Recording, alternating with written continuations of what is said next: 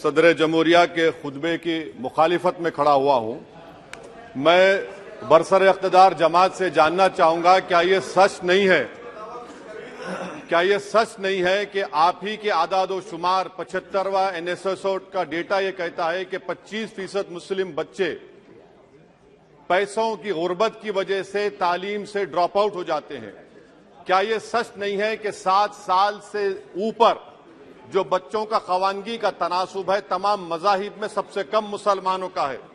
क्या यह सच नहीं है कि ग्रॉस अटेंडेंस रेशियो तमाम मज़ाहिब का सबसे कम मुसलमानों का है? क्या यह सच नहीं है कि सबसे कम एनरोलमेंट जो होता है वो मुसलमानों का है? क्या यह सच नहीं है कि AISHE की रिपोर्ट ये कहती है कि हायर एजुकेशन में मुसलमान का तनासुब 5% से 4% पर आ चुका है?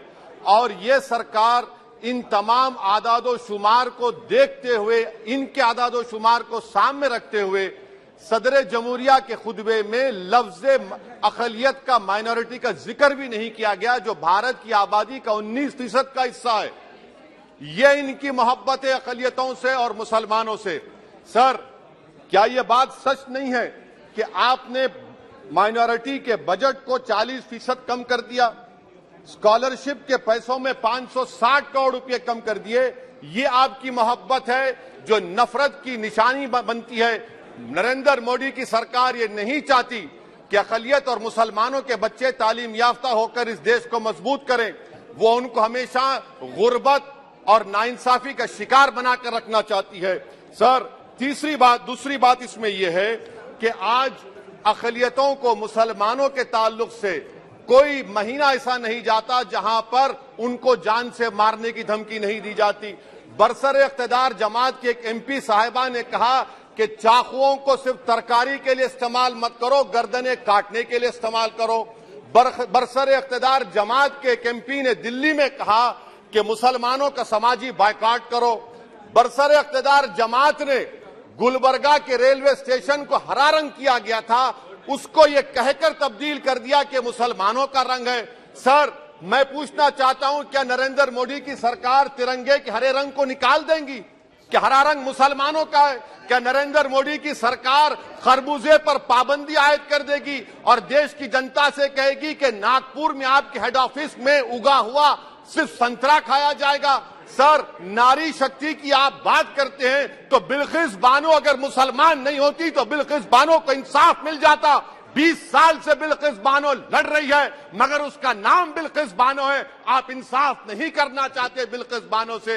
ये नारी शक्ति आपकी है। पसमानदा मुसलमान से आपकी मोहब्बत, दीजिए 1950 के प्रेसिडेंट ऑर्डर तरमीम करिए, दलित मुस्लिम का स्टेटस पसमानदा को दीजिए। आप नहीं देना चाहते। क्या मजहबी आजादी का उनको हक हासिल नहीं है?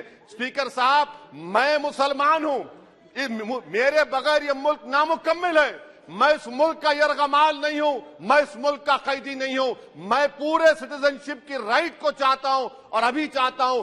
कब आप बिहार के सुरजापुरी और कोल्हिया बादरी को कौमी OBC स्टेटस देंगे? स्पीकर साहब, दूसरी अहम बात मैं कहना चाह रहा हूं, चीन का जिक्र आपने किया। क्या प्रधानमंत्री अपनी जबान को जुम्बिश देंगे और चीन का नाम लेंगे? क्या आप चीन को डेमचौक और डेमसांग से उखाड़ कर फेंकेंगे? DGP कॉन्फ्रेंस में चेयरमैन साहब कहा गया कि 65 पेट्रोलिंग पॉइंट में से 26 पेट्रोलिंग पॉइंट पर भारत की फौज पेट्रोलिंग नहीं कर सकती है। चीन से आप डरते हैं। अरे, डिसएंगेजमेंट हुआ तो डी एस्केलेशन कब होगा? डी इंडक्शन कब होगा? चीन से आप डरते हैं। 3 साल से चेयरमैन साहब 50,000 भारत की फौज हजारों फीट चोटियों पर बर्फ में खड़ी हुई है। देश के प्रधानमंत्री को क्या भारत की आवाम पर भरोसा नहीं है? भारत की फौज पर भरोसा नहीं है? अरे, चीन का नाम लीजिए वजीर आजम, डरिए मत चीन से। तीसरी पॉइंट सर, हमारे कानून के मंत्री चले गए।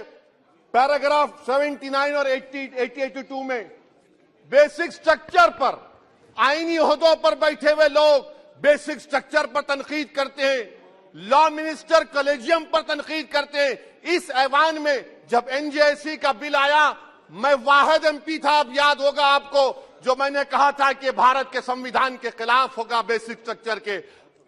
इंदिरा गांधी से सबक हासिल करना चाहिए। इंदिरा गांधी कहती थी कि जुडिशियरी मेरी पाबंद होना, अब नरेंद्र मोदी कहते हैं कि जुडिशरी मेरी वफादार होना। इंदिरा गांधी ने 42nd अमेंडमेंट किया, देश की जनता ने इंदिरा गांधी को इख्तियार से बेदखल कर दिया। आप वही इंदिरा गांधी के इरा को ला रहे हैं। आप बताइए स्पीकर साहब, क्या ईसाई मानने वाले व्हाइट टेरर हैं? क्या ईसाई मजहब के लोग व्हाइट टेरर को फरोग देते हैं? आप बताइए। मैं यहां पर जजेस को तहफ्फुज करने के लिए नहीं खड़ा हूं, मैं बेसिक स्ट्रक्चर की हिफाजत में बोल रहा हूं। मैं अदलिया की आजादी के लिए खड़ा हूं, मैं एग्जीक्यूटिव की आजादी के लिए खड़ा हूं, लेजिस्लेचर की आजादी के लिए खड़ा हूं। चेयरमैन साहब, कोर्ट का काम ये नहीं है, जजेस का काम ये नहीं है कि नरेंद्र मोदी सरकार की मदद करे। अदलिया का काम यह है कि इस देश की कमजोर और मजलूम आवाम से इंसाफ किया जाए। चौथा पॉइंट स्पीकर साहब, यहां पर एक बड़े सरमाएदार का जिक्र किया गया है। क्या यह बात सच नहीं कि कांग्रेस और बीजेपी ने ओलिगार्क्स को पैदा किया? आप दोनों ने मिलकर ओलिगार्क्स को पैदा किया। आज इसी वजह से 60% मुल्क की दौलत 1% जनता के पास है। आप दोनों ने बैठकर मलाई खाई और गरीब और नौजवान पिस रहा है। अरे बताओ, ये जो 28 लोगों की लिस्ट है जो देश का पैसा खाकर भाग चुके हैं या बैठे हुए, उसमें कोई मुगलों का नाम है क्या? कोई मुगलों का नाम नहीं है, मगर आप उस पर कुछ नहीं बोलेंगे। संडेसरास कंपनी है, 15,000 करोड़ नाइजीरिया और केनिया की कोर्ट में जाकर कहती है कि हम हिंदू हैं, भारत को आएंगे तो प्रोसिक्यूशन होगा। आपने कोर्ट में कुछ नहीं कहा, वहां पर एसआईटी आपने बनाई। मगर शुक्र है, मैं लाइटर वेन में कह रहा हूं कि हाइडनबर्ग अगर यहां होता तो यूएपीए लग जाता उस पर। और सर, मैं नरेंद्र मोदी सरकार को मशवरा दे रहा हूं लाइटर वेन में कि ये अंग्रेजी का अल्फाबेट ए बड़ा अशुभ है आपके लिए। AA को आपने कहा कि बेटा फाइटर एयरक्राफ्ट बनाओ, बैंकरप्ट हो गया। अब कैपिटल ए को आपने 17 इंडस्ट्री दे दिए, हम पूरे विश्व में मार्केट कैप हमारा 5वें नंबर पर आ गया।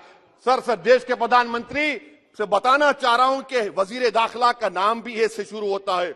मैं खत्म कर रहा हूं। मैं स्पीकर चेयरमैन साहब, मैं सरकार से पूछना चाह रहा हूं कि क्या जनवरी 2024 और फरवरी में क्या ये सरकार थर्मो न्यूक्लियर ब्लास्ट करने जा रही है? क्या आपने हमारे अतराफ में देख लिया कि उसके अवाक़िब व नताइज क्या निकलने वाले हैं? चेयरमैन साहब, मैं आपको बता रहा हूं कि चीन के बारे में क्या हमको बीबीसी की रिपोर्टिंग की जरूरत पड़ेगी, जिस तरह 2002 गुजरात के बारे में कहा गया। स्पीकर साहब, अक़लियतों के बारे में, मुसलमानों के बारे में एक शायर ने कहा था, आग से आग बुझाने को कहा जाता है, जख्म पे जख्म खाने को कहा जाता है। हम वफादार है बताने के लिए, हमको अपना सर कटाने के लिए कहा जाता है। सर, देश के प्रधानमंत्री पूरे फॉरेन टूर में जाते हैं, वहां पर गांधी का नाम लेते हैं। मुझे अप्रीहेंशन, खदशा इस बात का है कि इस देश में 2 बाबा कौम हो जाएंगे, एक सावरकर होगा और एक सौतेला बाबा कौम। कहीं आप महात्मा गांधी को ना बना दे तो सर मैं खत्म कर रहा हूं सर। इसीलिए मैं आपके जरिए से हुकूमत से मुतालबा करता हूं कि प्लेसेस ऑफ वर्शिप एक्ट को डिस्टर्ब ना किया जाए, मुसलमानों का अक़लियतों का बजट बढ़ाया जाए, बिल्किस बानो से इंसाफ करिए, चीन से मत डरिए प्रधानमंत्री, चीन को काट पर फेंकिए। शुक्रिया सर। हमसे जुड़े रहने के लिए हमारे YouTube चैनल को सब्सक्राइब करें और नई वीडियो की नोटिफिकेशन के लिए बेल आइकॉन को दबाएं। अगर आप ये वीडियो Facebook पर देख रहे हैं तो लाइक जरूर करें और ज्यादा से ज्यादा शेयर करें। धन्यवाद।